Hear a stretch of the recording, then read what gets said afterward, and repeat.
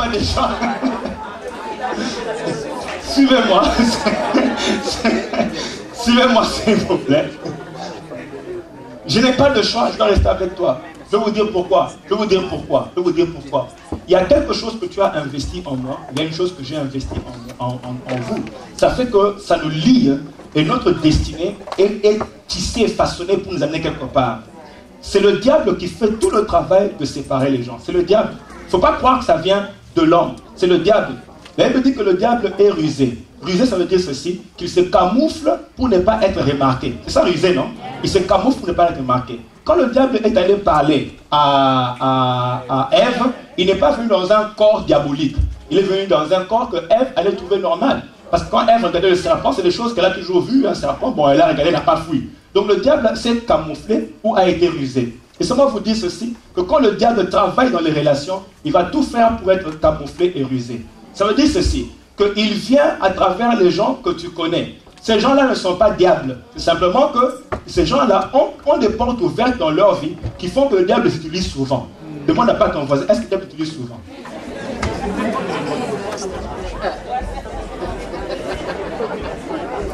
Ok. Continuons s'il vous plaît, nous n'avons pas beaucoup de temps. Alors, le problème c'est que ces gens-là ont peut-être une porte dans leur vie qui fait que le diable vient toujours négocier et entrer par cette porte-là. Et à cause de la porte ouverte, les relations se démontent tout le temps, se démontent. Mais en même temps, ça dérange le progrès et la volonté de Dieu. Prenons le cas par exemple d'Israël qui avait un grand programme, un grand projet de Dieu. C'était d'atteindre Canaan.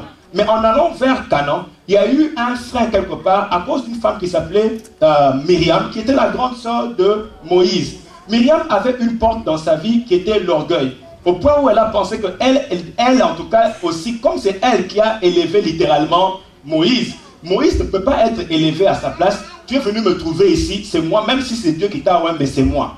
Vous voyez un peu ce genre de mentalité. Dans le royaume de Dieu, les choses ne fonctionnent pas comme ça. Alors, Myriam, à cause de la porte ouverte dans son cœur, elle a agi de manière... Elle a laissé le diable l'utiliser. Et à cause de ça, la Bible dit qu'Israël a fait 7 jours de retard à cause d'une personne. Bien-aimé, lève ta main droite, tu dis, cette église ne sera pas en retard à cause de moi. Oui, lève ta main. Au nom de Jésus, je refuse. Amen. Alors, Israël, justement, a connu un retard à cause de la porte ouverte. J'ai dit que la porte peut être ouverte à cause de non, on a parlé des épées la fois passée, donc on comprend comment les portes sont ouvertes. Mais mon point est celui-ci. Le diable peut vraiment t'utiliser pour ralentir le progrès et la volonté de Dieu. Okay? C'est pour ça que j'insiste que nous devons nous efforcer et faire le travail de rester ensemble pour permettre à Dieu de parfaire. Non seulement commencer, mais finir. Bien aimé, quand nous commençons quelque chose, comme nous sommes en train de commencer un mouvement que nous sommes en train de commencer là, c'est pas comme si nous le commençons. D'ailleurs, je dirais que le Saint-Esprit commence un mouvement à travers nous qui va toucher plusieurs nations. Je le bénis parce que nous voyons vraiment les signes de ce que Dieu est en train de faire. Mais non seulement nous croyons cela, mais bien aimé, le travail, le plus grand travail, c'est de terminer ce qu'on a commencé. Parce que nous commençons quelque chose. Ce que le diable fera, bien aimé, je parle prophétiquement. Ce que le diable fera, c'est de trouver un moyen de créer une zizanie, une confusion, et qui va commencer avec quelqu'un. Le diable sait qu'il est à l'extérieur, il ne peut pas entrer ici. Il sera donc obligé de monter sous le dos de quelqu'un dans cette assemblée pour le pousser à faire ce que les humains, les charnels font. C'est pour ça que Paul dit ceci à l'église de Corinthe. Il y a beaucoup de querelles, n'êtes-vous pas charnels? Ça veut dire qu'à cause de l'aspect, si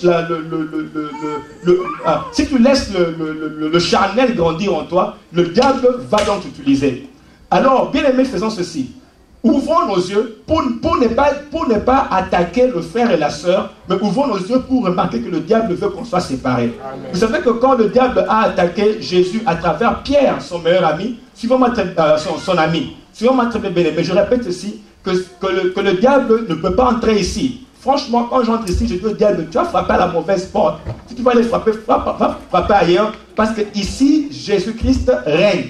Suivez-moi. Si tu as d'autres idées bizarres, je t'annonce que ça ne va pas traîner longtemps. Tu seras pris en otage par le Saint-Esprit qui va t'amener sur les genoux et va te pousser à lever les mains et dire Jésus est dans ces lieux. Amen. Parce que c'est lui que nous venons servir, c'est lui que nous voulons ici.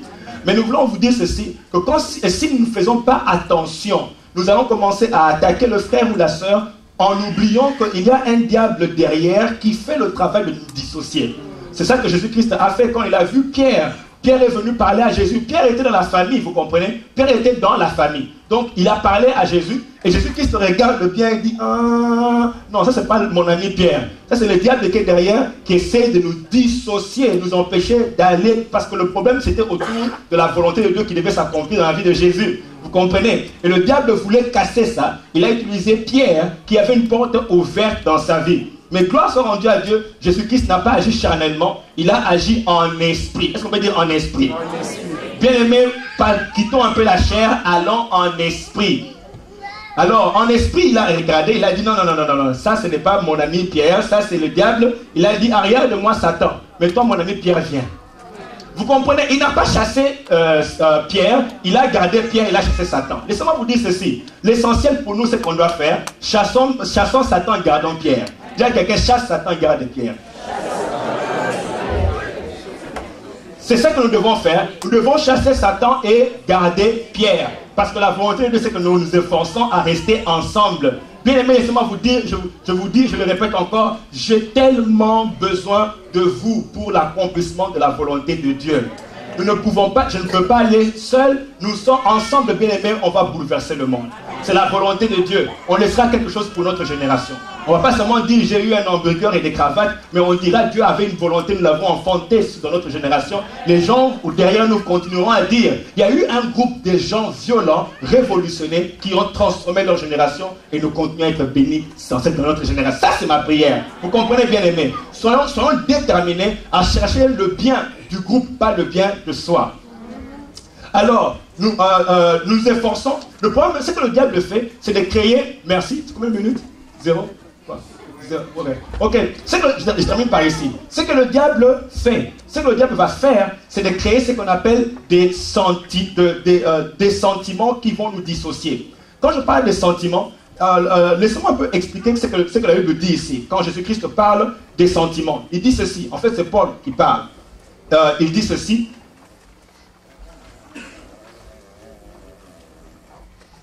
Que le Dieu de la persévérance, Romains 15, 5, diapo 23, que le Dieu de la persévérance et de la consolation vous donne d'avoir les mêmes sentiments les uns envers.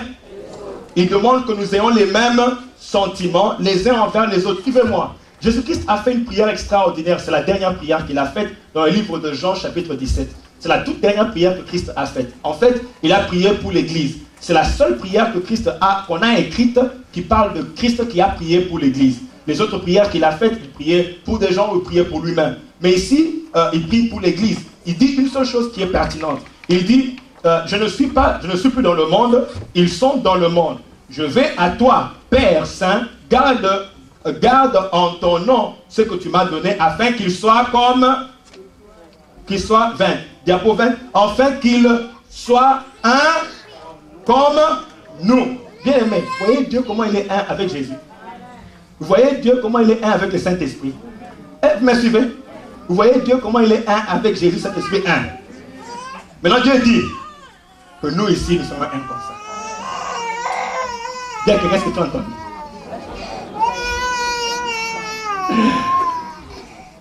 Hein? Et puis il ajoute, Jésus-Christ ajoute, il dit, afin que tout soit un, comme toi Père, tu es en moi et puis le reste. Maintenant suivez-moi, qu'est-ce que Jésus essaie de dire ici? Bien aimé, suivez-moi. Être un, ce n'est pas être ensemble.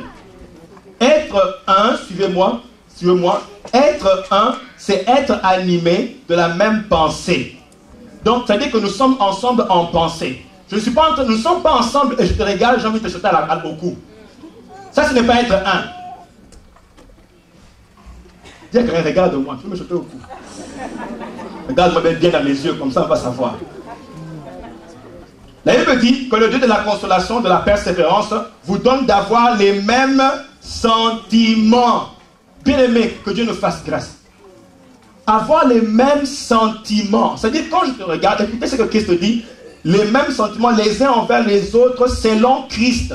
C'est-à-dire que comme Christ nous a aimés, laissez-moi vous lire la suite. Voilà écoutez ce verset. 1 Pierre 3, 8. Enfin, soyez tous animés des mêmes pensées, des mêmes sentiments, pleins d'amour fraternel, de compassion et d'humilité. Écoutez, il continue. Jean 1, 3, 11. Car ce qui vous a été annoncé, c'est ce que vous avez entendu dès le commencement, c'est ce que nous devons... C'est quoi? Nous devons nous aimer les uns les autres. Suite. Et n'est pas ressembler à... Ne pas ressembler à qui?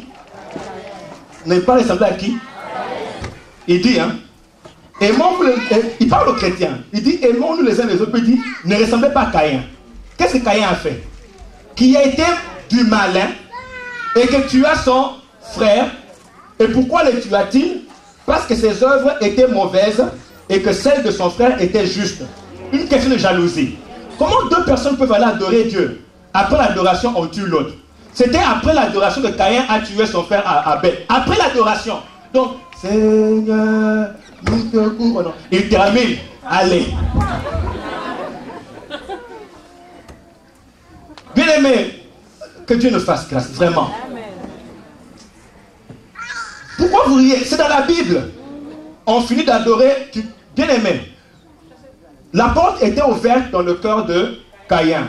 C'était la porte de jalousie. Au point où il voit l'autre en train de bénir. L'autre a offert parce qu'il a donné son meilleur. Ça lui a coûté de donner, mais Dieu l'a béni. Lui, il n'a pas donné ce qu'il faut, mais il est fâché contre celui qui a donné ce qu'il fallait. Est-ce que Dieu a des favoris? Non! C'est lui qui honore Dieu, Dieu le bénit, c'est simple. Mais tu ne te fâches pas contre lui. Fais la même chose. Caïn se fâche, il frappe l'autre en pleine adoration. Vous savez, fais attention avec ce qu'il y a dans ton cœur. Fais attention. Tu peux être là en train de blâmer les gens, mais attends, pourquoi c'est toujours la faute des autres personnes? Et si c'était ta faute à toi? Vous savez que, comment il s'appelle? Saül. Saül avait un problème sérieux de jalousie.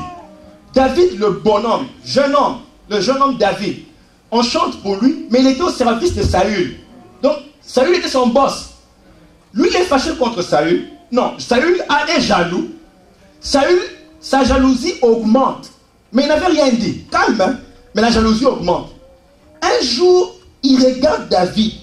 Parce que la jalousie peut te pousser à imaginer des choses bizarres. Bien aimé, laissez-moi ouvrir une parenthèse. Une des choses que le diable utilise contre nous, c'est les soupçons. C'est pour ça que la Bible dit, l'amour ne soupçonne point. Bien aimé, si tu commences à regarder quelqu'un et tu imagines des choses que lui n'a pas dit, tu es en pleine stratégie démoniaque, diabolique, méchamment satanique et venimeux. Je répète, si tu regardes quelqu'un et tu es en train d'imaginer, il m'a regardé comme ça parce qu'il a, il a parlé comme ça parce qu'il a, il ne m'a pas appelé parce qu'il a, et il ne m'a pas dit bonjour parce qu'il a. Tu es en plein hijack de pensées sataniques. Oui. C'est pour ça qu'elle me dit l'amour ne soupçonne pas. Mon épouse et moi, elle m'a fait ces remarques-là. Quand je commence à dire, non mais écoute, c'est pas ce qu'il a fait. Non, tu as exagéré. Et elle aussi, si elle me dit, mais c'est pas ce qu'il a. Moi je dis, non, il n'a pas ce qu'il a dit ça. Non. We are checking and balancing.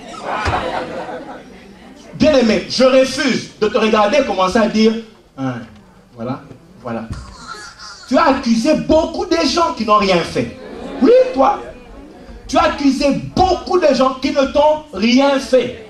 Tu les as condamnés à mort dans ta liste des hits. Tu les as assassinés, ils n'ont rien fait.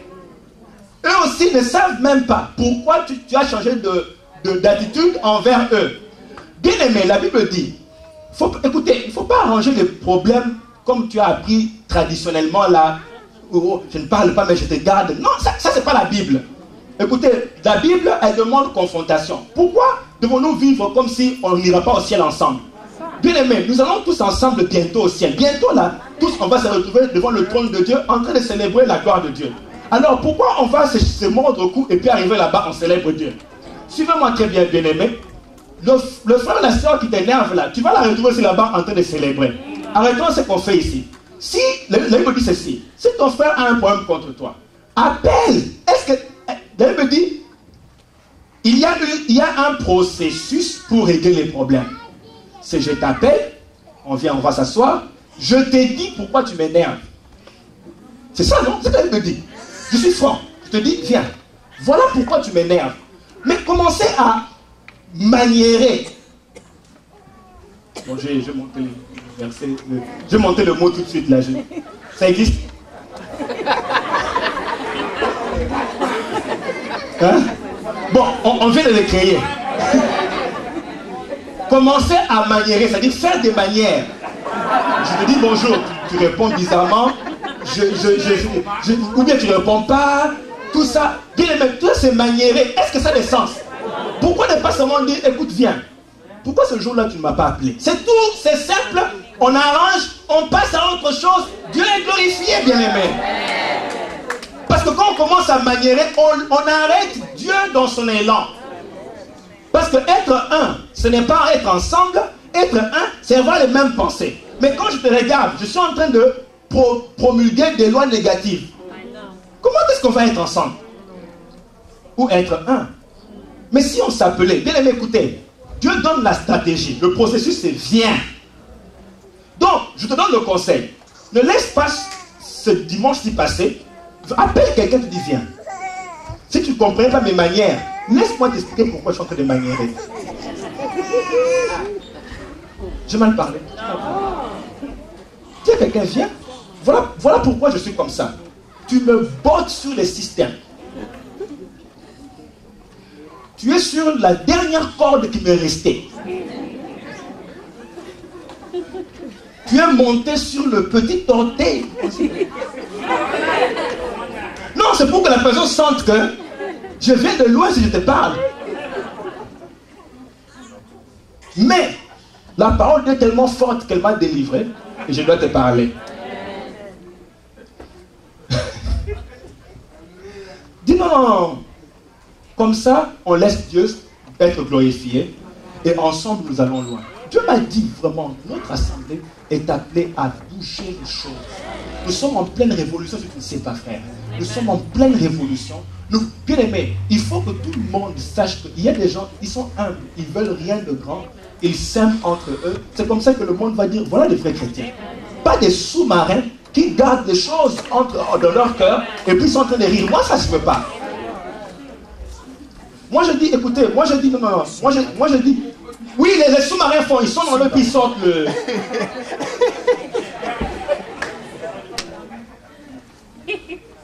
Une autre chose que le diable utilise contre nous, c'est la condamnation.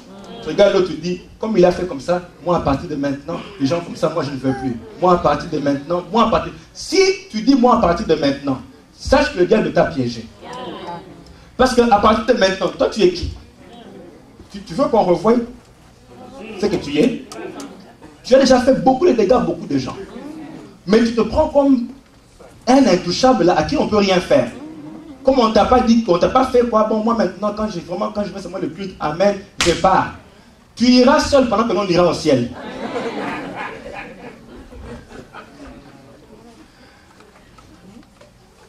Vous savez, pour montrer combien Dieu refuse ces attitudes-là, il dit aux amis de Job, il dit aux amis de Job, écoutez, vous allez condamner Job parce qu'il a perdu les choses comme si Dieu l'a puni. Vous voyez comment on agit, hein? Tu vois quelqu'un qui a des problèmes, tu dis, ah, je savais. Les mauvais comme vous. Mais vous savez, ouais, on fait ça tout le temps. Bien aimé, moi je suis devenu patient parce que vraiment, Dieu m'a montré que moi je suis un grand pécheur. Alors il m'a dit, commence à corriger qui tu es avant de commencer à fusiller les gens. Parce que moi-même j'ai beaucoup de travail à régler. Alors comment moi je passerai le temps? Moi-même je sais que ma condition ici est questionable. C'est ce qu'on dit, hein? Avec l'accent, je me suis dit, ben, tu n'es pas compris. Que le Seigneur vous bénisse. Je me suis dit, je me suis dit, mon caractère à moi, et qui je suis, Dieu me l'exposant, j'ai trouvé que je suis questionable. J'ai besoin d'aide. Donc je ne peux pas commencer à fusiller quelqu'un d'autre qui est aussi en train d'être questionable. Nous sommes deux questionables qui cherchons le Seigneur. Alors laissez-moi vous dire ceci. Je n'annonce pas que l'Église est parfaite. Mais j'annonce que Dieu nous a fait grâce en nous donnant une grande vision. Et tous sachant que nous sommes tous questionable. Aidons-nous les uns les autres pour arriver à la destinée. Celui qui va tomber boite, tiens par la main, on y va ensemble, toi qui boite.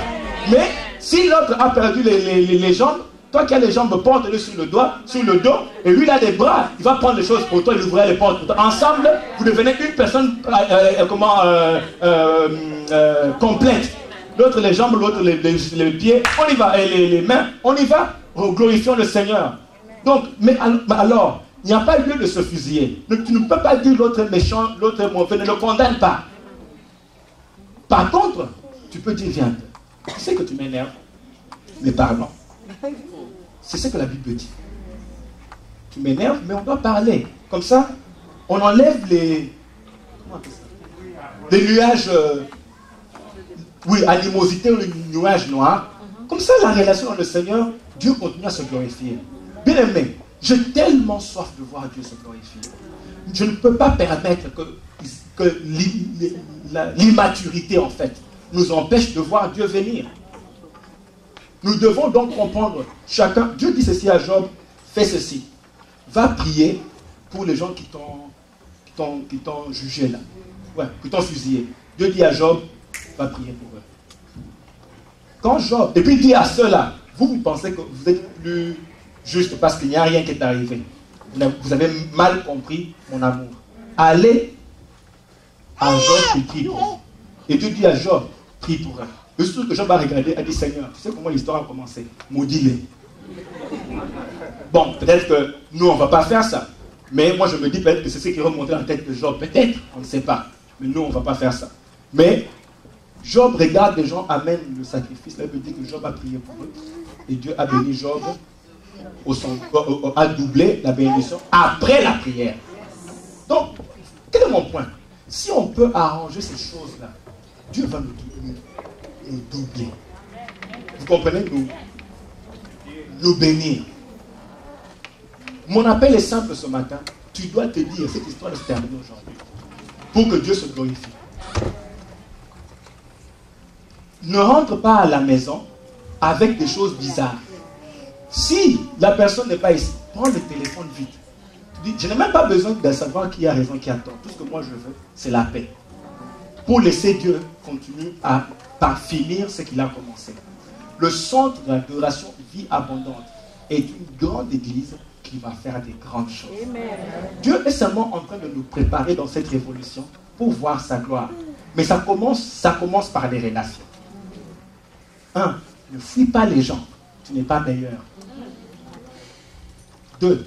Si tu as travaillé avec ces gens-là, sache qu'il y a quelque chose pour toi dans ces gens-là. 3. Fais-toi arranger. Et laisse Dieu se glorifier. Que Dieu vous bénisse.